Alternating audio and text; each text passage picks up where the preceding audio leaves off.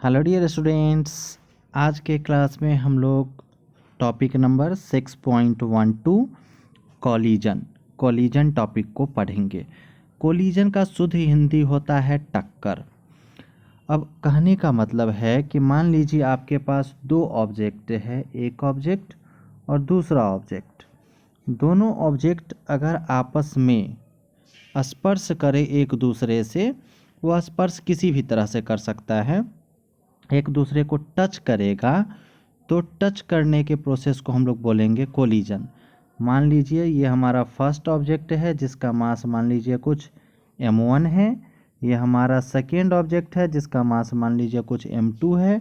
m1 इधर से इधर जा रहा है कुछ u1 वेलोसिटी से, और m2 भी मान लीजिए इधर ही जा रहा है या m2 इधर भी जा सकता है। दोनों में से किसी डायरेक्शन में आप मान सकते हैं।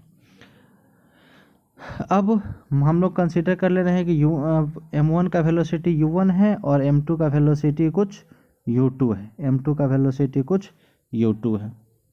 u1 का वेलोसिटी ज़्यादा है और u2 का वेलोसिटी कम है, जिसके कारण ये भी आगे बढ़ेगा और ये भी आगे बढ़ेगा। और आगे बढ़ने पर क्या होगा, m1 m2 से टकराएगा, m1 m2 से आके टकरा जाएगा। नहीं, m1 जो है m2 को स्पर्श करेगा, m1 m2 को टच करेगा। इस प्रोसेस को हम लोग बोलेंगे कोलिजन। ठीक है। नॉर्मल जैसे मान लीजिए कि आप एक मोटरसाइकिल से है, आप एक कार को पीछे से धक्का मार देते हैं, तो इसको माना जाएगा कि ये कोलिजन है। मतलब किसी भी दो चीज़ों का अगर आप आपस में संपर्क देख रहे हैं कहीं भी, तो उसको हम लोग कोलिजन बोलेंगे। तो चलिए इसके डिफिनीशन को समझते हैं। When at least one object or both object are in motion, जब कम से कम एक ऑब्जेक्ट या फिर दोनों ऑब्जेक्ट मोशन में रहेगा, गति में रहेगा। कम से कम एक ऑब्जेक्ट गति में रहना चाहिए। जैसे मान लीजिए कि एक दीवार है, ये रुका हुआ है और यहाँ से एक बॉल को आप फेंक रहे हैं, बॉल इधर से गया और जाके इस दीवार में टकराएगा, तो इस कंडीशन को भी हम लोग बोलेंगे कोलिजन ही। समझ रहे हैं। तो यहाँ पर एक ही ऑब्जेक्ट मोशन में था। अब मान लीजिए कि एक कार से आप इधर से आ रहे हैं और एक कार से आपका मित्र इधर से आ रहा है, दोनों लोग आपस में यहाँ पर टकरा रहे हैं, तो इसमें दोनों ऑब्जेक्ट मोशन में था। नहीं, तो या तो एक ऑब्जेक्ट मोशन में होगा या फिर दोनों ऑब्जेक्ट मोशन में होगा। When at least one object और both object are in motion, जब कम से कम एक ऑब्जेक्ट या दोनों ऑब्जेक्ट मोशन में रहेगा। एंड गेट्स टच्ड, और आपस में एक दूसरे को टच करेगा। विथ ईच अदर, एक दूसरे के साथ टच करेगा। Then both bodies are called in a situation of collision, तब दोनों ऑब्जेक्ट को कोलिजन की स्थिति में माना जाएगा। तो माना जाएगा कि दोनों ऑब्जेक्ट का क्या हो रहा है, कोलिजन हो रहा है।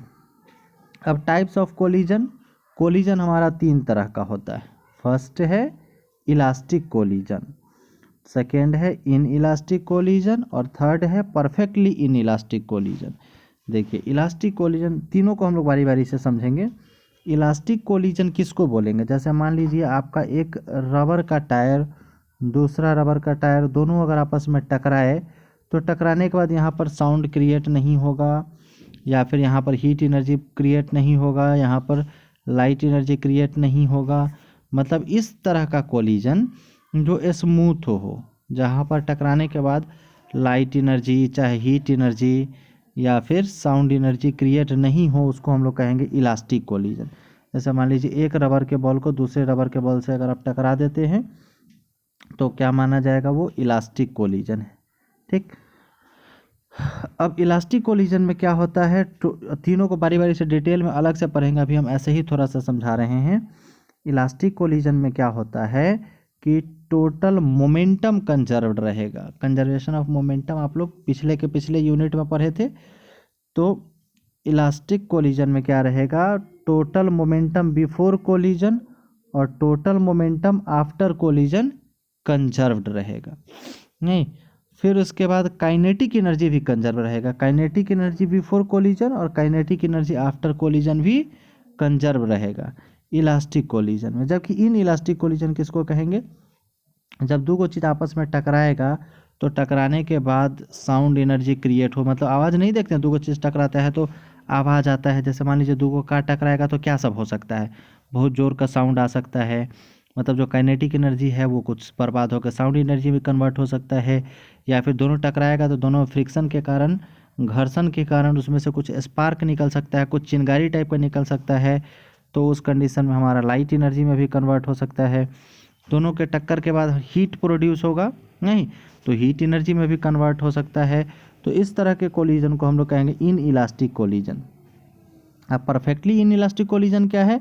वैसा कोलिजन जिसमें दोनों ऑब्जेक्ट आपस में चिपक जाए। जैसे मान लीजिए कि एगो कार इधर, मान लीजिए कि वो कार है जो इधर की तरफ जा रही है, इस पर आप एक मिट्टी का मड का आप कुछ इस तरह से उसको गोल करके ढेला बनाकर फेंकते हैं, तो वो क्या होगा? इस पर जाकर चिपक जाएगा। तो दोनों ऑब्जेक्ट एक साथ ही अब चलेगा। मान लीजिए मिट्टी का जो आप बना के गोला फेंके हैं वो इसके साथ चिपक के आगे की तरफ जा रहा है, तो दोनों ऑब्जेक्ट क्या हो गया? एक साथ चिपक गया। तो इस तरह के कोलिजन को, यहाँ भी कोलिजन हो रहा है, यहाँ भी टक्कर हो रहा है, किसके बीच? आपके कार के और जो आप पत्थर फेंक रहे हैं, जो पत्थर नहीं सॉरी जो मिट्टी का गोला आप फेंक रहे हैं जो जाके इस पर चिपक जा रहा है, उसके बीच, दोनों के बीच कोलिजन हो रहा है। तो इस तरह के कोलिजन को बोलेंगे हम लोग परफेक्टली इन इलास्टिक कोलिजन। तो चलिए तीनों कोलिजन के टाइप को हम लोग बारी बारी से देखते हैं। फर्स्ट हम लोग सबसे पहले देखते हैं इलास्टिक कोलिजन, जिसके बारे में हम थोड़ा मोड़ा पहले ही आपको बताए हैं। तो चलिए इसको पढ़ते हुए समझते हैं कि इलास्टिक कोलिजन क्या होता है। When two objects are in motion, जब दो ऑब्जेक्ट मोशन में रहेगा, and collide with each other, और एक दूसरे से टकराएगा, then its momentum and kinetic energy is conserved. तो इसका मोमेंटम और काइनेटिक एनर्जी दोनों कंजर्व रहेगा। कंजर्व कहने का क्या मतलब? सेम रहेगा। टक्कर से पहले, कोलिजन से पहले जितना रहेगा उतना ही टक्कर के बाद भी रहेगा। वही हम लोग लिखे हैं कि when two objects are in motion, जब दो ऑब्जेक्ट मोशन में रहेगा, and collide with each other, और दोनों एक दूसरे से टकराएगा, then its momentum and kinetic energy is conserved before and after collision. तो इसका जो काइनेटिक एनर्जी और मोमेंटम दोनों है वो टकराने से पहले और टकराने के बाद सेम रहेगा। कहने का क्या मतलब है? मान लीजिए एक ऑब्जेक्ट जिसका मास m1 है, दूसरा ऑब्जेक्ट जिसका मास m2 है। मान लीजिए m1 हमारा कुछ u1 वेलोसिटी से जा रहा है और m2 हमारा कुछ u2 वेलोसिटी से जा रहा है, ठीक है। तो इस कंडीशन में इसका फर्स्ट का मोमेंटम है m1 इंटू u1, सेकेंड का मोमेंटम है m2 इंटू u2। जब मान लीजिए कि आगे जाने पर दोनों एक दूसरे से टकरा रहा है, ठीक, तो टकरा के बाद वाला का, जो हमारा बाद वाला है, इसका वेलोसिटी बढ़ जाएगा और पहले वाला का वेलोसिटी क्या होगा? घट जाएगा। इस तरह का सिचुएशन हम लोग पिछले चैप्टर में भी पढ़े थे। तो बाद वाला का वेलोसिटी बढ़ेगा, तो मान लेते हैं कि बाद वाला का वेलोसिटी बढ़ के हो गया v2, जो इधर की तरफ जा रहा है, और जो फर्स्ट वाला है इसका वेलोसिटी मान लेते हैं हो गया v1। इसका मास है m1 और इसका मास है m2, ठीक है। तो अब इसका मोमेंटम, जो फर्स्ट वाला है इसका मोमेंटम हो जाएगा m1 v1, जो सेकेंड वाला है इसका मोमेंटम हो जाएगा m2 v2।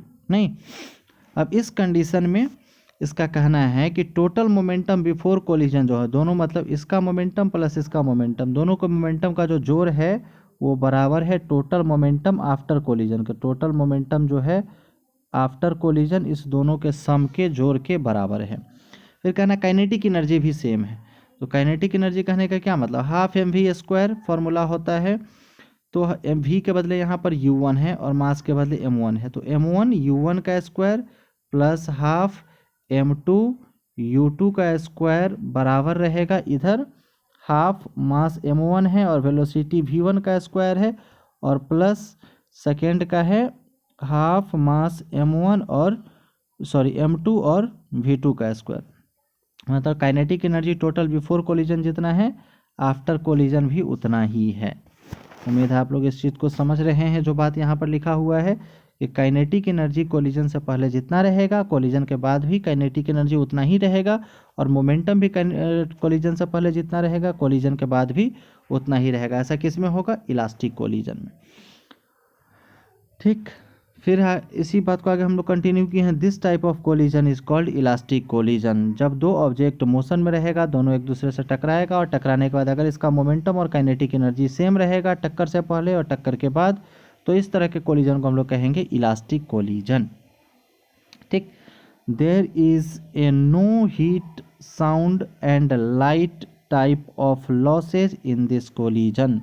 मतलब इस तरह के कोलिजन में, इलास्टिक कोलिजन में किसी भी तरह का न हीट लॉस होगा, न साउंड लॉस होगा और न ही लाइट, इस तरह के किसी भी एनर्जी का लॉस नहीं होगा। मतलब जो काइनेटिक एनर्जी है वो हमारा बना रहेगा। इसका एग्जांपल क्या हो सकता है? Two moving tyres gets collide with each other which is moving in same direction. Two moving tyres, दो गो टायर है, मान लीजिए दो गो टायर है जो एक दूसरे से टकराता है। ठीक। Which is running in same direction, जो सेम डायरेक्शन में जा रहा है। मान लीजिए कि ये भी इधर ही जा रहा है, ये भी इधर ही जा रहा है, दोनों जाके एक दूसरे से टकरा जाता है। अगर अपोजिट डायरेक्शन में भी रहेगा फिर भी कोई बात नहीं है। मतलब दो टायर का टक्कर, मतलब दो ऐसे मटेरियल का टक्कर जिसमें कोई साउंड नहीं आ रहा है, कोई हीट नहीं क्रिएट हो रहा है, या फिर मान लीजिए कुछ लाइट एनर्जी नहीं क्रिएट हो रहा है, इसको हम लोग बोलेंगे इलास्टिक कोलिजन। उम्मीद है आप लोग इस चीज़ को अच्छे से समझे। अब elastic collision in one dimension नाम का एक टॉपिक हमको पढ़ना है, जिसको हम लोग प्रूफ करेंगे। Elastic collision in one dimension है। मान लीजिए कि हमारे पास दो ऑब्जेक्ट है, एक का मास m1 है, दूसरा का मास m2 है। फर्स्ट हमारा u1 वेलोसिटी से चल रहा है, सेकेंड हमारा u2 वेलोसिटी से चल रहा है। जहाँ पर हम लोग मान लिए हैं कि u1 बड़ा है और u2 छोटा है। कहने का मतलब ये इसका वेलोसिटी ज़्यादा है और इसका वेलोसिटी कम है, तो ये क्या होगा, आगे जाके टकराएगा इससे। m1 आगे जाके m2 से टकरा रहा है। अब टक्कर के बाद क्या होगा, कोलिजन के बाद क्या होगा, m2 का वेलोसिटी थोड़ा सा बढ़ जाएगा और m1 का वेलोसिटी थोड़ा सा घट जाएगा। ऐसा आप लोग प्रैक्टिकली भी देख सकते हैं। आप लोग देखते होइएगा जो ई रिक्शा वगैरह चलते रहता है, इस पर अगर आप पीछे से मोटरसाइकिल से थोड़ा सा भी टच कर दीजिएगा, छोटा सा एग्जांपल बता रहे हैं, छोटा, अगर इसमें आपका बाइक थोड़ा भी सट जाता है तो देखिएगा इसका वेलोसिटी थोड़ा सा बढ़ जाएगा, आपका वेलोसिटी थोड़ा सा घट जाएगा। या फिर कभी भी आप देखिएगा इस तरह के दो चीज़ों को, जब भी दोनों मोशन में रहेगा ना, तो जो जिसमें ठोकर मारिएगा उसका वेलोसिटी बढ़ जाता है, और जो ठोकर मारने वाला होता है उसका वेलोसिटी थोड़ा सा घट जाता है। नहीं, तो वही चीज़ हम लोग यहाँ पर फिगर की सहायता से बनाए हैं और इसी बात को हम लोग लिखेंगे अपने भाषा में। कंसीडर टू ऑब्जेक्ट्स, मान लीजिए हमारे पास दो ऑब्जेक्ट है of mass m1 and m2, जिसमें एक का मास m1 है और सेकेंड का मास m2 है, whose initial velocity are u1 and u2। हम लोग मान लिए कि हमारे पास दो ऑब्जेक्ट है, एक का मास m1 दूसरा का मास m2, एक का वेलोसिटी u1 और दूसरा का वेलोसिटी u2 है। बगल में ब्रैकेट में लिख दिए हैं जहाँ पर u1 बड़ा है u2 से, मतलब कि कहने का मतलब ये है कि u1 का वेलोसिटी ज़्यादा है u2 के वेलोसिटी से। नहीं, इस बात को हम लोग ब्रैकेट में लिख दिए हैं, यहाँ पर फुल स्टॉप। फिर after collision velocity becomes v1 and v2। मान लीजिए यहाँ पर टक्कर हो रहा है, टक्कर के बाद इसका वेलोसिटी v1 हो जाता है और इसका वेलोसिटी v2 हो जाता है, जहाँ पर v2 बड़ा रहेगा किससे, v1 से। एकदम 100% ऐसा होना है, प्रैक्टिकली प्रूवन बात है, प्रैक्टिकली इस बात को साबित किया जा सकता है। नहीं, फिर अभी हम लोग जस्ट ऊपर डेफिनेशन में, परिभाषा में पढ़े हैं कि जो इलास्टिक कोलिजन होगा उसमें टोटल मोमेंटम क्या होगा, कंजर्व होगा। मतलब कोलिजन से पहले जितना मोमेंटम होगा कोलिजन के बाद भी उतना ही मोमेंटम होगा। यहाँ पर देखिए, as we know momentum before collision and after collision are same. जैसा कि हम लोग जानते हैं मोमेंटम कोलिजन से पहले और कोलिजन के बाद क्या होता है, सेम होता है। तो कोलिजन से पहले हमारा फर्स्ट का मास है m1, उसका वेलोसिटी है u1, तो हम लोग जानते हैं मोमेंटम इक्वल टू क्या होता है, मास इनटू वेलोसिटी। तो फर्स्ट का मास है, फर्स्ट ऑब्जेक्ट का मास है m1 और वेलोसिटी है u1, m1 into u1। Second का मास है m2 और वेलोसिटी है u2, तो m1 u1 plus m2 u2। फिर कोलिजन के बाद, टक्कर के बाद, फर्स्ट का मास है m1 और उसका वेलोसिटी है v1। फिर सेकेंड का मास है m2 और उसका वेलोसिटी है v2। तो कोलिजन से पहले का मोमेंटम हो जाएगा m1 u1 plus m2 u2, और कोलिजन के बाद फर्स्ट का मोमेंटम हो जाएगा m1 v1 और सेकेंड ऑब्जेक्ट का मोमेंटम हो जाएगा m2 v2। मतलब कोलिजन से पहले का जो टोटल मोमेंटम है वो कोलिजन के बाद के टोटल मोमेंटम के बराबर होगा। किसके अकॉर्डिंग, जो हमारा इलास्टिक कोलिजन है उसके अकॉर्डिंग। ठीक है, अब अगर हम M1 वाले को चाहे एक तरफ करना और M2 वाले को चाहे एक तरफ करना तो बिल्कुल किया जा सकता है। M1 वाले को इधर ले आ सकते हैं और M2 वाले को इधर ला सकते हैं। चाहे तो उल्टा भी कर सकता है, M2 वाले को इधर ले आएगा और M1 वाले को इधर ले आएगा, जैसा आपको मन करे वैसा कर सकते हैं। यहाँ पर हम लोग क्या किए हैं, M1 वाले को इधर से इधर ले आए हैं और M2 वाले को इधर से इधर ले गए। नहीं, तो यहाँ पर M1 U1 ऑलरेडी है, यहाँ पर M1 V1 प्लस में है, इधर आएगा तो क्या हो गया है माइनस में। M1 V1 यहाँ पर हो गया है माइनस में। ठीक है, और इधर M2 V2 पहले से है और इधर से M2 U2 जो प्लस में है इधर आएगा तो किस में हो जाएगा, माइनस में। इसको हम लोग यहाँ पर माइनस में ले लिए। नहीं, अब यहाँ पर ऐसा करने का मकसद है कि यहाँ पर हम M1 और M2 को कॉमन ले सकें। यहाँ पर M1 को कॉमन लीजिएगा तो क्या बचेगा, U1 माइनस V1, यहाँ पर बचेगा U1 माइनस V1। इसको थोड़ा सा 1 टाइप से आप लोग बना लेंगे। ये बेचारे 1 ही लिखे हैं, मतलब 2 लिखना चाह रहे थे लेकिन 1 ही लिखे हैं, इसको 1 थोड़ा सा ठीक से कर लीजिएगा। फिर यहाँ पर M2 को अगर आप कॉमन लेंगे तो यहाँ पर कॉमन क्या आ जाएगा, V2 और माइनस U2। U स्क्वायर नहीं है, यह 2 और 1 जो भी रहेगा हमेशा नीचे लगा हुआ रहेगा, है ना। तो M1 into U1 minus V1 equal to M2 into V2 minus U2। इसको हम लोग कंसिडर कर लिए हैं कि ये हमारा इक्वेशन फर्स्ट है। ठीक, बड़ा आसान है। फिर इसके बाद हम लोग क्या जाने हैं, इसमें दूसरा बात, इसके डिफिनीशन से, इसके परिभाषा से हम लोग दूसरा बात जाने हैं कि काइनेटिक एनर्जी भी कोलिजन से पहले और कोलिजन के बाद क्या रहेगा, सेम। काइनेटिक एनर्जी कोलिजन से पहले बराबर होगा काइनेटिक एनर्जी कोलिजन के बाद। टक्कर से पहले का काइनेटिक एनर्जी बराबर रहेगा टक्कर के बाद का काइनेटिक एनर्जी। नहीं, इसको हम लोग यहाँ पर लिखे हैं लैंग्वेज में, एज वी नो, जैसा कि हम लोग जानते हैं कि total kinetic energy before and after collision are conserved. जो टोटल काइनेटिक एनर्जी है, जो टोटल काइनेटिक एनर्जी है वो टक्कर से पहले, कोलिजन से पहले और कोलिजन के बाद सेम रहेगा। ये हम लोग किसके लिए देख रहे हैं, ये हम लोग देख रहे हैं इलास्टिक कोलिजन के लिए, कि इलास्टिक कोलिजन में टक्कर से पहले, कोलिजन से पहले टोटल काइनेटिक एनर्जी और टक्कर के बाद टोटल काइनेटिक एनर्जी दोनों सेम रहेगा। चलिए हम लोग देखते हैं इसके बाद के सिचुएशन को। इसको यहाँ जो हम लोग देखे हैं इसको हम लोग इक्वेशन की सहायता से अब लिखेंगे कि काइनेटिक एनर्जी कोलिजन से पहले और काइनेटिक एनर्जी कोलिजन के बाद दोनों क्या रहेगा, सेम रहेगा। तो यहाँ पे हम लोग काइनेटिक एनर्जी का फॉर्मूला जानते हैं, हाफ mv²। तो हाफ फर्स्ट ऑब्जेक्ट का मास है m1 और उसका वेलोसिटी है u1, तो हाफ m1 इंटू u1 का स्क्वायर प्लस सेकेंड ऑब्जेक्ट, ये हमारा कोलिजन से पहले का स्थिति है, सेकेंड ऑब्जेक्ट का मास है m2 और उसका वेलोसिटी है u2, m2 इंटू u2 का स्क्वायर बराबर है हाफ mv², जो कोलिजन के बाद है। तो कोलिजन के बाद फर्स्ट का मास है m1 और वेलोसिटी है v1, हाफ m1 v1 का स्क्वायर प्लस सेकेंड ऑब्जेक्ट का मास है m2 और उसका वेलोसिटी है v2, हाफ m2 v2 के स्क्वायर के। नहीं, तो total kinetic energy before collision बराबर है total kinetic energy after collision की। उम्मीद है आप लोग बेहतर ढंग से इस चीज़ को समझ रहे हैं।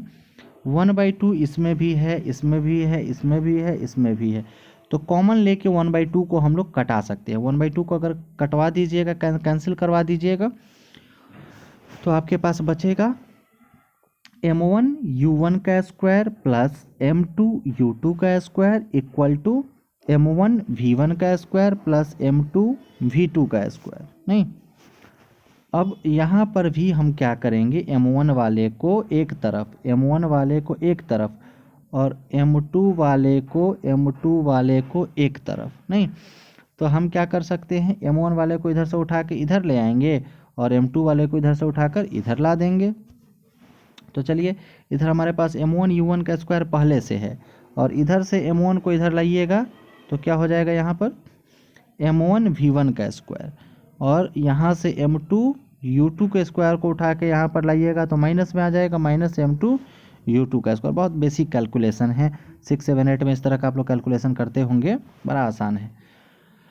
अब यहाँ पर m1 अगर आप चाहे तो कॉमन ले सकते हैं, m1 कॉमन लीजिएगा तो क्या बचेगा यहाँ पर u1 का स्क्वायर और माइनस यहाँ पर बचेगा v1 का स्क्वायर। यहाँ पर अगर आप m2 को दोनों में से कॉमन लेते हैं तो बचेगा यहाँ पर v2 का स्क्वायर और माइनस u2 का स्क्वायर। इसको हम लोग मान लेते हैं इक्वेशन 2। ठीक, अब यहाँ पर हमारा प्रमुख उद्देश्य क्या है, यहाँ पर हम दो इक्वेशन फाइंड कर लिए। हमारा प्रमुख उद्देश्य है कि टकराने के बाद जब ये आगे बढ़ेगा तो इसका वेलोसिटी का पता करना कि इसका वेलोसिटी कितना है, कितना वेलोसिटी से आगे बढ़ रहा है और ये कितना वेलोसिटी से आगे बढ़ रहा है। दोनों का वेलोसिटी मतलब यहाँ पर v1 और v2 का वैल्यू फाइंड करना, पता करना हमारा प्रमुख उद्देश्य है। तो उसका वैल्यू निकालने के लिए हम लोग क्या करते हैं, इक्वेशन 2 को इक्वेशन 1 से डिवाइड करते हैं। तो हमारा समीकरण 2 है, इस समीकरण 2 को इक्वेशन 1 से डिवाइड करते हैं। जो इक्वेशन 1 हम लोग पीछे फाइंड किए थे नहीं, तो इक्वेशन 2 यहाँ पर आपका इतना है, कितना m1 इंटू ऊपर वाला इक्वेशन 2 है, इक्वेशन 2 को हम इक्वेशन 1 से डिवाइड कर रहे हैं। तो इक्वेशन 2 है हमारा m1 into u1 square minus v1 square बराबर है m2 into v2 square minus u2 square. ये है हमारा इक्वेशन 2। इसको हम डिवाइड कर रहे हैं इक्वेशन 1 से। इक्वेशन 1 जो पिछले पेज में हम लोग फाइंड किए थे, कितना m1 into u1 minus v1 और m2 into v2 minus u2, ये हमारा था इक्वेशन फर्स्ट। अब यहाँ पर m1 को हम m1 से कटा सकते हैं, m2 को हम लोग m2 से कटा सकते हैं, तो हम लोग कटा दिए हैं। अब यहाँ पर आप देखेंगे तो a square minus B square वाले फार्मूला पर इसको ब्रेक कर सकते हैं, इसको भी a square minus B square वाले फार्मूला पर ब्रेक कर सकते हैं। तो a square minus B square आप लोग 8 में भी पढ़े होंगे और 10 में भी पढ़े होंगे, क्या होता है a plus B into A minus B, बहुत बेसिक फार्मूला है, इसका हम लोग यहाँ पर इस्तेमाल कर देंगे। तो u1 square minus v1 square तो क्या हो जाएगा u1 प्लस v1 और into u1 minus v1, a plus B, ऊपर वाला स्क्वायर कटा हुआ है, जो भी लिखे हैं बेचारे अपना काट लिए हैं, थोड़ा सा ढंग से नहीं काट पाए हैं। तो a plus B into A minus B, और यहाँ पर a square minus B square बराबर क्या हो जाएगा a plus B into A minus B. नहीं, अब यहाँ पर अगर आप गौर करेंगे तो u1 माइनस v1 नीचे है और u1 माइनस v1 ऊपर भी है, तो ये u1 माइनस v1 ये u1 माइनस v1 से कैंसिल हो सकता है। और यहाँ पर भी v2 square minus u2 square है, तो v2 माइनस u2 वाला पोर्शन जो है नीचे वाले v2 माइनस u2 वाले पोर्शन से कैंसिल हो सकता है। तो बचेगा क्या, बचेगा ऊपर u1 प्लस v1 बचेगा और यहाँ पर बचेगा v2 प्लस u2। नहीं, अब यहाँ से हमको क्या करना है, एक बार v1 का वैल्यू लिख लेना है, एक बार v2 का वैल्यू लिख लेना है। तो अगर हम यहाँ से v1 का वैल्यू लिखना चाहे तो u1 इधर माइनस में आ जाएगा, तो v1 इक्वल टू क्या हो जाएगा v2 प्लस u2 और माइनस u1 इधर से आने पर इधर माइनस में आ गया। फिर v2 इक्वल टू अगर हमको लिखना पड़े तो इधर प्लस में है u2, इधर आके माइनस में आ जाएगा, तो v2 इक्वल टू हो जाएगा u1 प्लस v1 और माइनस u2। तो यहाँ से हम v1 और v2 का वैल्यू लिखे हैं। अब v1 और v2 का वैल्यू इतना ही नहीं है, अब v1 और v2 का जो टोटल वैल्यू है उसका वैल्यू फाइंड करने के लिए इस v1 और v2 को वैल्यू को हम लोग बारी बारी से इक्वेशन 1 में डालेंगे। ठीक है, तो इक्वेशन 1 हमारा कितना था, इक्वेशन 1 हमारा इतना था। तो putting the value of v1 in equation 1, जब v1 का वैल्यू आप इक्वेशन 1 में रखिएगा तो आपको v2 का वैल्यू निकल जाएगा, और जब v2 का वैल्यू इक्वेशन 1 में डालिएगा तो आपको v1 का वैल्यू निकल जाएगा। ठीक, तो अब हम v1 के वैल्यू को पहले डाल रहे हैं, putting the value of v1 in equation 1, v1 के वैल्यू को हम इक्वेशन 1 में डालते हैं। तो v1 कहाँ है हमारा, v1 हमारा यहाँ है। इस v1 के बदले हम लोग v1 का वैल्यू कितना डालेंगे v2 plus u2 minus u1, नहीं v2 यहाँ पर डालें हम लोग v2 plus u2 minus u1, ये वैल्यू v1 के बदले है, चूँकि माइनस लगा हुआ है इसलिए हम लोग इसको ब्रैकेट में लिए। ठीक, बाकी सारा वैल्यू सेम है, m1 इंटू ये हमारा इक्वेशन फर्स्ट है, इक्वेशन फर्स्ट में v1 के बदले हम लोग इतना रख दिए हैं। अब ये वैल्यू डालने के बाद ये ब्रैकेट जैसे ही हम लोग हटाते हैं माइनस से मल्टीप्लाई हो जाएगा, तो माइनस से मल्टीप्लाई होगा तो क्या हो जाएगा, v2 को पहले प्लस है तो प्लस में ये माइनस लग जाएगा, फिर यहाँ प्लस है तो प्लस के बदले यहाँ माइनस लग जाएगा, यहाँ माइनस है तो माइनस के बदले यहाँ पर प्लस लग जाएगा। नॉर्मल सी बात है, माइनस से जब आप मल्टीप्लाई करेंगे इसमें और इसमें तो हमारा इस तरह का स्थिति आपको दिखाई देगा।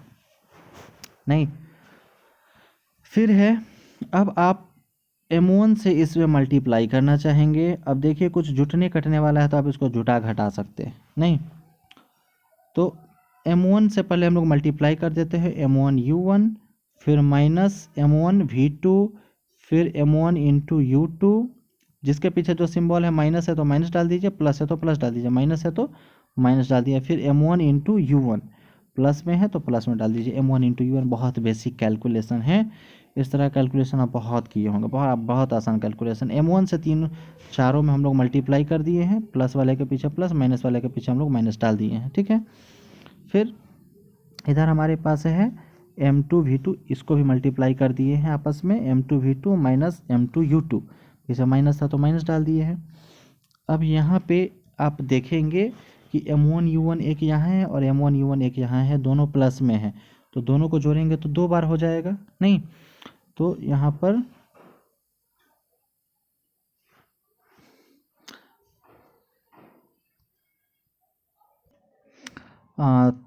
तो यहाँ जो हम समझा दिए हैं थोड़ा सा, वहाँ पर बोर्ड पर इस तरह से कैलकुलेशन नहीं किए थे, तो यहाँ पर हमको V2 का वैल्यू होगा तो वही, मतलब 2M1U1 होगा, थोड़ा सा बाद में करेंगे। तो बोर्ड पर जो हमारा कैलकुलेशन है वो क्या है, मेन मकसद है हमारा V2 का वैल्यू फाइंड करना। तो V2 वाले को हम एक तरफ कर देंगे, इसमें ढूंढेंगे कि V2 वाला किधर है, और V2 वाले को एक तरफ कर देंगे और बाकी सबको एक तरफ कर लेंगे, ठीक है। तो एक V2 वाला इधर है और एक V2 वाला इधर है, तो इस V2 वाले को इधर से पकड़ के हम लोग इधर ले आते हैं। तो इधर M1V2 माइनस में, यहाँ पर M1V2 माइनस में है, इसको इधर ले आएंगे तो M1V2 हमारा प्लस में हो जाएगा, और इधर M2V2 प्लस में है, नहीं तो M2V2 प्लस में है, M2V2 प्लस में रहने देते हैं। M1V2 माइनस में है, इधर लाइएगा तो M1V2 क्या हो जाएगा, प्लस में हो जाएगा। बहुत बेसिक कैलकुलेशन है। अब V2 वाला 2 ही पोर्शन है, दोनों पोर्शन को हम एक साथ डाल दिए और बाकी सबको एक तरफ कर दिए। बाकी सबको एक तरफ क्या कर दिए हैं, इधर हमारे पास M1U2 माइनस में है, इधर लाएंगे तो M1U2 प्लस में हो जाएगा, सॉरी M2U2 प्लस में हो जाएगा। तो M2U2 इधर हमारा इधर से इधर आएगा तो प्लस में हो जाएगा हमारा M2U2, और इधर हमारे पास ऑलरेडी है माइनस M1V2, तो M1V2 सॉरी V2 को तो हम लोग इधर उधर ले गए थे ना, हमारे पास है M1U1। मतलब एक्चुअली में हम क्या किए हैं कि इसको इधर से V2 को इधर ले गए हैं, लेकिन लिख दिए हैं इधर ही, समझ रहे हैं, मतलब कन्फ्यूज V2 का वैल्यू इधर रखने के चक्कर में। तो इसमें ज़्यादा कन्फ्यूज होने की ज़रूरत आप लोग को नहीं है, एक बार फिर से शांत दिमाग से समझिए क्या करना है। V2 वाले को इधर रखना है, तो M2V2 जो हमारा प्लस में है उसको इधर ही रहने देते हैं, और इधर जो माइनस M1V2 है इसको हम लोग इधर ले आते हैं, ठीक। तो दोनों हमारा किस में हो जाएगा, M2V2 भी प्लस में, और ये माइनस से उधर जा रहा है तो किस में हो जाएगा, ये भी हमारा प्लस में। तो M2V2 भी प्लस में और M1V2 भी प्लस में, तो यहाँ पर M2V2 भी प्लस में और M1V2 भी प्लस में, क्लियर है। अब बीच में इक्वल टू का साइन, बाकी सबको हमको एक तरफ रखना है। इसको हम किधर ले गए हैं, इधर ले गए हैं, तो इसको हम किधर लाएंगे, यहाँ से जो है हम लोग V2 वाले को इधर ले गए हैं, तो बाकी सबको हम इस तरफ लाएंगे, नहीं तो लेफ्ट साइड में ऑलरेडी हमारे पास क्या है M1U1, तो M1U1, फिर दूसरा क्या है माइनस M1U2 माइनस M1U2, फिर क्या है प्लस M1U1 प्लस M1U1, और ये जो माइनस M2U2 है इसको इधर से इधर ले जाएंगे तो माइनस से हो जाएगा प्लस, तो इसी बात को हम लोग यहाँ पर लिख दिए हैं प्लस में M2U2, ठीक है। अब यहाँ पर हम लोग जोड़ दिए हैं M1U1 प्लस M1U1, तो क्या हो जाएगा 2M1U1 माइनस M1U2 और प्लस M2U2। यहाँ पर V2 को हम कॉमन ले लिए हैं दोनों में से, तो बचेगा M1 प्लस M2, और यहाँ पर V2 into M1 plus M2 equal to, इसको थोड़ा सा अरेंज, इधर वाले को थोड़ा सा अरेंज करके लिख दिए हैं, तो 2M1U1, और यहाँ पर माइनस, यहाँ पर U2 दोनों में अवेलेबल है, तो U2 को अगर हम कॉमन लेंगे तो क्या हो जाएगा M1 माइनस M2, ठीक है। अब यहाँ पर V2 का वैल्यू लिखना है, तो V2 इक्वल टू क्या हो जाएगा, इधर हमारे पास है इतना सारा 2M1U1 minus U2 into M1 minus M2, और इधर गुना में है M1 प्लस M2, इसको अगर आप नीचे लाएंगे तो किस में आ जाएगा, भाग में, मतलब डिवीजन फॉर्म में आ जाएगा। मतलब V2 इक्वल टू हो जाएगा 2M1U1 minus U2 into M1 minus M2 और divided by M1 plus M2। तो जब हम V1 का वैल्यू डालते हैं इक्वेशन में, जब V1 का वैल्यू हम लोग इक्वेशन 1 में डालते हैं तो V2 का वैल्यू हमारा फाइंड हुआ है। जब V2 का वैल्यू डालेंगे तो V1 का वैल्यू फाइंड होगा, नॉर्मल सी बात है। तो V1 का वैल्यू डालने से हमको V2 का वैल्यू मिल गया है जो इतना है। अब हम लोग V1 का वैल्यू फाइंड करेंगे V2 का वैल्यू पुट करके इक्वेशन 1 में। तो चलिए देखते हैं। तो वही हम लोग यहाँ पर लिखे हैं, now put the value of V2 in equation 1। Equation 1 में हमको रखना है V2 का वैल्यू। V2 का वैल्यू रखेंगे तो हमको क्या मिलेगा, V1 का वैल्यू मिलेगा। पिछले बार देखे हैं V1 का वैल्यू रखे थे तो हम लोग को V2 का वैल्यू मिला था, नहीं। तो इक्वेशन 1 है हमारा M1 into U1 minus V1 equal to M2 into V2 minus U2। अब यहाँ पर हमको V2 के बदले, यहाँ जो V2 का वैल्यू है यहाँ पर V2 के बदले हमको V2 का वैल्यू रखना है, नहीं। तो V2 का वैल्यू हम लोग पीछे फाइंड किए हुए हैं U1 plus V1 minus U2। ये जो वैल्यू है ये V2 का वैल्यू है, इसको हम लोग यहाँ पर पुट कर दिए माइनस U2। यहाँ पर हमारा ब्रैकेट बंद रहना चाहिए था, नहीं। अब इस कंडीशन में मान लीजिए ब्रैकेट बंद है, तो अब इसको हम मल्टीप्लाई करें तो M1 U1 minus M1 V1 equal to M2 से अगर मल्टीप्लाई करेंगे तो M2 U2 plus M2 V1, फिर M2 U2 माइनस में हो जाएगा, फिर माइनस में M2 U2। तो यहाँ पर M2 U2 दो है और दोनों माइनस में है तो दोनों आपस में जुट जाएगा, -2 M2 U2 हो जाएगा। और अब हमारा प्रमुख उद्देश्य क्या है, V1 का वैल्यू फाइंड करना। तो V1 को हम एक तरफ रखेंगे, बाकी सबको एक तरफ रखेंगे, नहीं। तो V1 हमारा इस तरफ, V1 ऑलरेडी एक है तो इधर वाले V1 को भी हम लोग इधर ही ले आते हैं। आप कैसे भी अरेंज कर सकते हैं, यहाँ से कैलकुलेशन आसान है, आप खुद से भी चाहे तो कर सकते हैं। लेकिन समझिए माइनस M1 V1 यहाँ पर है माइनस M1 V1 और यहाँ पर है प्लस M2 V1, तो यहाँ पर आके हो जाएगा माइनस M2 V1, ठीक है। अब इधर वाले पोर्शन को हम इधर ले जाएंगे, V1 वाले पोर्शन को इधर रख रहे हैं तो M1 U1 को हम इधर पॉजिटिव में है तो इधर आएगा तो M1 U1 हमारा निगेटिव में हो जाएगा, ठीक। तो यहाँ पर सबसे पहले हम लोग इसको लिख देते हैं, जो बड़ा वाला है -2 M2 U1 और प्लस M2 U1, और इधर जो हमारा प्लस में था M1 U1 इसको इधर ले आए हैं तो M1 U1 हो गया है हमारा माइनस में। नॉर्मल बेसिक बात है। यहाँ से आप माइनस V1 को कॉमन ले सकते हैं, -V1 इसमें भी और -V1 इसमें भी है, कॉमन लीजिएगा तो यहाँ पर बचेगा M1 और यहाँ पर बचेगा M2, M1 plus M2। Plus क्यों लेंगे, क्योंकि माइनस से मल्टीप्लाई कीजिएगा, माइनस कॉमन है तो फिर हमारा माइनस आ जाएगा, इसलिए माइनस कॉमन लेने के कारण यहाँ पे हम लोग प्लस ले लिए। फिर -2 M2 U2 प्लस यहाँ पे हम लोग दोनों में देखिए U1 इसमें भी है U1 इसमें भी है, तो U1 को कॉमन ले सकते हैं। तो U1 को कॉमन लीजिएगा तो यहाँ पर बचेगा M2 और माइनस यहाँ पर बचेगा M1, M2 माइनस M1। अब यहाँ पर हम ऑब्जर्व कर रहे हैं कि माइनस वाला टर्म इधर भी है, माइनस इधर भी। माइनस से हम क्या करते हैं, दोनों तरफ मल्टीप्लाई करना चाह रहे हैं। तो अगर माइनस इधर है, इधर आप माइनस कॉमन लेना चाहिएगा, तो माइनस यहाँ से हट के बाहर आ गया, यहाँ पे हो जाएगा प्लस, और यहाँ पर प्लस के बदले हम लोग ले लेंगे माइनस, क्योंकि माइनस हम लोग कॉमन ले रहे हैं।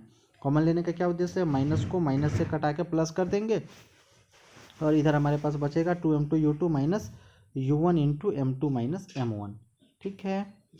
अब यहाँ पर हमको V1 का वैल्यू फाइंड करना है, तो V1 इंटू मल्टीप्लिकेशन में M1 प्लस M2, तो इधर मल्टीप्लिकेशन से जब इसको नीचे लाएंगे तो ये हमारा डिवीजन फॉर्म में हो जाएगा। V1 equal to 2 M2 U2 minus U1 into M2 minus M1 divided by M1 plus M2। यहाँ से हम लोग V1 का वैल्यू फाइंड कर लिए।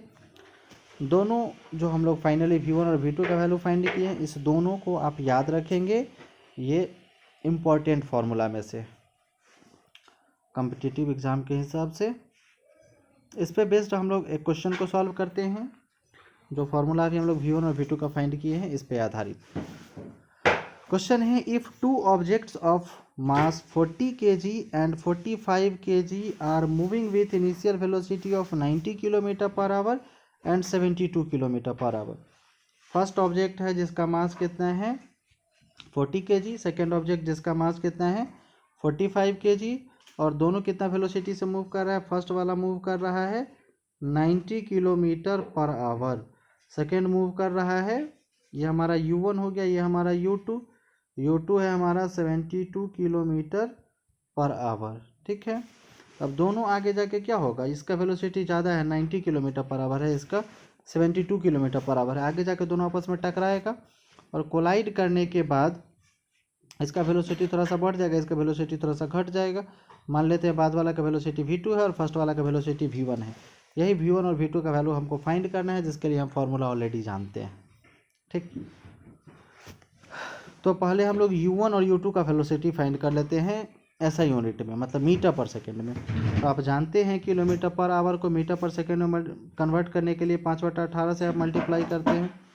तो 90 किलोमीटर पर आवर को मीटर पर सेकेंड में कन्वर्ट करने के लिए 90 इंटू 5/18 करते हैं। 18 से हमारा 90 5 टाइम्स में कैंसिल हो जाएगा, 5 इंटू 5 25 मीटर पर सेकेंड। मतलब फर्स्ट का हमारा वेलोसिटी है मीटर पर सेकेंड में 25 मीटर पर सेकेंड। जो बाद वाला का वेलोसिटी है U2 का वेलोसिटी, अब इसको हमको देखना है। तो U2 है हमारा 72 किलोमीटर पर आवर, तो इसको मीटर पर सेकेंड में कन्वर्ट करने के लिए 72 किलोमीटर पर आवर को मीटर पर सेकेंड में चेंज करने के लिए 5/18 से आप मल्टीप्लाई कीजिएगा। तो 18 से हमारा 4 टाइम्स में कैंसिल होगा, 72। तो 5 इंटू 4 20 मीटर पर सेकेंड। मतलब इसका वेलोसिटी है 25 मीटर पर सेकेंड और इसका वेलोसिटी है 20 मीटर पर सेकेंड, 20 मीटर पर सेकेंड। तो नॉर्मल सी बात है, ये आगे जाके इससे टकराएगा और जब टकराएगा तो बाद वाले का वेलोसिटी बढ़ेगा और पहले वाले का वेलोसिटी क्या होगा, थोड़ा सा घट जाएगा। तो हमको V1 और V2 का वेलोसिटी फाइंड करना है कि इसका वेलोसिटी 20 से बढ़ के कितना ज़्यादा हो जाता है और इसका वेलोसिटी 25 से घट के कितना हो जाता है। ठीक, M1 और M2 हमको पता है, M1 40 kg और M2 45 kg है। तो V1 का वैल्यू फाइंड करना है और V2 का वैल्यू फार्मूला आप जान रहे हैं, अभी फार्मूला हम लोग डिराइव किए हैं। V1 का फार्मूला होता है 2 into M2 into U2 minus U1 into M2 minus M1 divided by M1 plus M2। सारा वैल्यू आप जान रहे हैं, इसको पुट कर दीजिए। 2 M2 U2, M2 है हमारा 45, U2 है 20 और U1 है हमारा 25, M2 है 45 माइनस M1 है 40 divided by M1 plus M2, मतलब 40 प्लस 45। ओवरऑल इसको आपको कैलकुलेट करना है। तो इसको इससे मल्टीप्लाई कीजिएगा 900, 2 से मल्टीप्लाई कीजिएगा 1800 और माइनस यहाँ पे 25 इंटू 45 में से 40 को घटाइएगा तो 5 इंटू 25 125 डिवाइडेड बाई 85। 1800 में से 125 घटाने पे 1675 आएगा डिवाइडेड बाई 85। आप इसको डिवाइड करेंगे तो वैल्यू आ जाएगा 19.70 मीटर पर सेकेंड। मतलब जो V1 है, जो हमारा फर्स्ट वेलोसिटी है, वो V1 का वैल्यू हो जाएगा कितना हमारा 19.7 मीटर पर सेकेंड। मतलब जो इसका वेलोसिटी पहले 25 था, वो इसका वेलोसिटी घट के कितना हो गया 19.75 मीटर पर सेकेंड। मतलब आप पहले से हम लोग जान रहे हैं कि इसका वेलोसिटी क्या होता है, घटता है। तो इसका वेलोसिटी 25 से घट के 19.75 हो गया है। और हमको V2 का वैल्यू फाइंड करना है। V2 का भी फार्मूला आप जान रहे हैं, फार्मूला पर डालेंगे, वैल्यू कैलकुलेट कर देंगे। तो यहाँ पर हमारा V2 का वैल्यू फाइंड करने के लिए फार्मूला हम लोग जानते हैं 2M1 into U1 minus U2 into M1 minus M2 divided by M1 plus M2। सारे वैल्यूज आपको पता है। 2 इंटू M1 का वैल्यू है 40, M2 का वैल्यू है U1 का वैल्यू है 25 नहीं, फिर माइनस U2 का वैल्यू है 20, M1 का वैल्यू 40 और M2 का वैल्यू 45। जो भी वैल्यू है आपको पुट कर देना है। तो इसको मल्टीप्लाई कीजिएगा तो 2000 आएगा और यहाँ पर 20 इंटू 40 में से 45 घटाइएगा -5, माइनस इंटू माइनस प्लस हो जाएगा और 20 इंटू 500 हो जाएगा। नॉर्मल बेसिक कैलकुलेशन है। और यहाँ पर 2000 प्लस 100 मतलब 2100 डिवाइडेड बाई 85, उसको आप डिवाइड करेंगे तो आपका वैल्यू आ जाएगा 24.705 मीटर पर सेकेंड। तो बाद वाला का वेलोसिटी कितना था, बाद वाला का वेलोसिटी था V2 का वैल्यू था U2 का वैल्यू था 20 मीटर पर सेकेंड और V2 का वैल्यू कितना आया है 24.705 मीटर पर सेकेंड। तो हम लोग जाने थे कि बाद वाला का वेलोसिटी क्या होता है, बढ़ जाता है। जिसमें हम लोग टक्कर मारते हैं उसका वेलोसिटी बढ़ जाता है। तो 20 से इसका वेलोसिटी कितना हो गया है 24.705 मीटर पर सेकेंड। ठीक है।